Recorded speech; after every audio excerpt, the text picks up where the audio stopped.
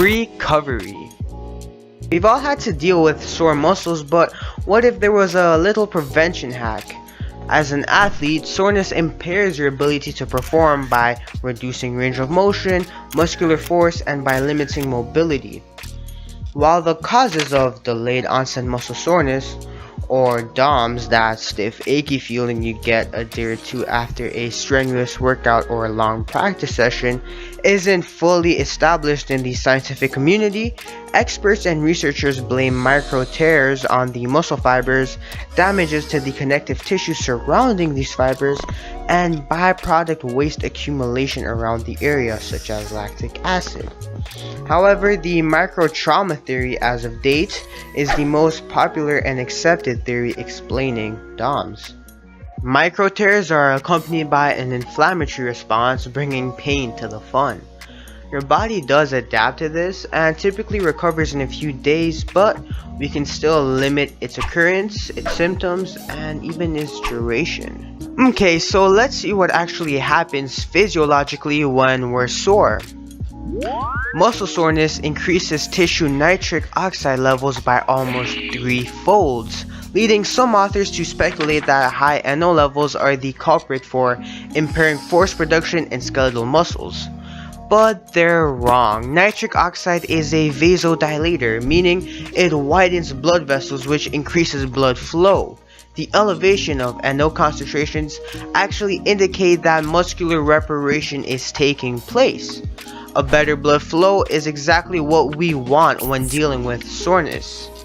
The extra blood provides more oxygen and nutrients to your cells, white blood cells which absorb the inflammation, and even helps to extract metabolic byproducts that we spoke about earlier. Biologically, our body knows what's up. Okay, Nova, you explained soreness and how it gets better, but what about the hack you promised us, G?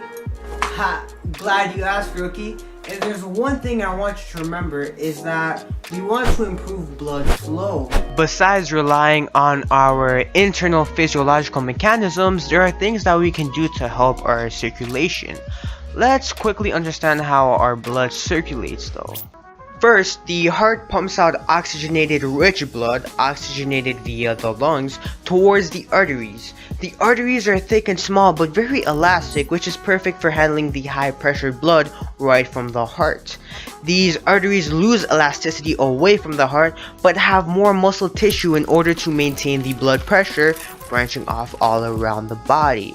The oxygenated blood then gives off its oxygen to the cells via capillaries and returns through the veins. The veins, however, are different. At this point, the blood lost a lot of its pressure and is going against gravity, which makes it hard for the deoxygenated waste-carrying blood to travel back to the heart. Now, there are two ways that this trip is successfully made: the use of valves inside of the veins to prevent backflow of blood, and physical muscular contraction, so actually using and moving your legs that squeeze the veins and propel the blood upwards. So we can actually help the venous blood return to our hearts by doing yoga. Yes, yoga. More precisely, yoga poses like the Viparita Karani that take advantage of gravity in order to reverse blood flow, making it easier for the blood to travel through the veins. This sort of mimics inversion therapy.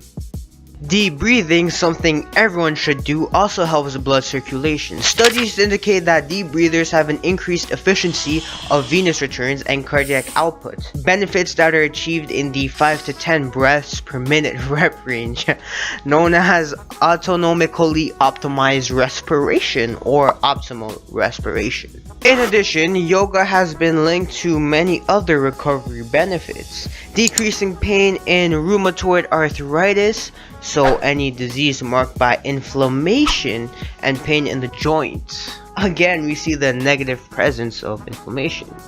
It also reduces pro-inflammatory and increases anti-inflammatory markers, limits muscle soreness, and even just one therapy session per week is effective in the treatment of various musculoskeletal problems.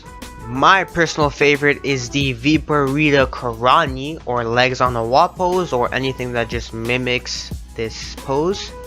And to be honest, I didn't even know this was yoga. Back in my baller days where your legs would get killed after a practice, this trainer would make me do these at the end of a practice. And it felt super weird during the process. It felt like my legs were being drained of blood and you start getting numb afterwards.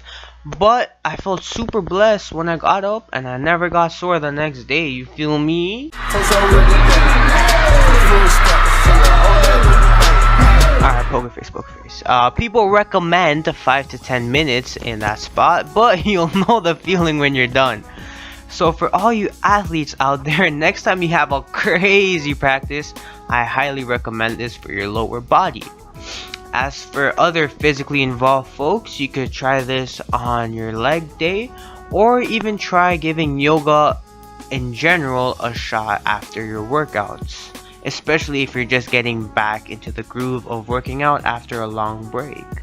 Hopefully, soreness won't be hitting you up at night, and your recovery will now be A1. And that does it for this video. Comment down below if your recovery has improved since doing yoga, or if you have experience with yoga. I want to hear some stories, you feel me? And I'll see you all next time. Peace.